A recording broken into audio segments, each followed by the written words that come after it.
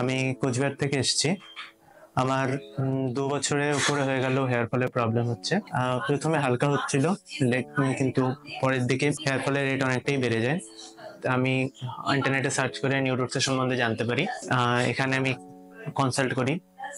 প্রথমে ডক্টরকে দেখানোর পরে ডক্টর বলেছিলেন যে এই জায়গা থেকে হেয়ার ফল হচ্ছে। তখন ডক্টর আমাকে কিছু প্রিকশন এবং ওষুধ দিয়েছিলেন। ওষুধ দেওয়ার পরে উনি সাজেস্ট করেছিলেন হেয়ার ট্রান্সপ্ল্যান্ট করার জন্য।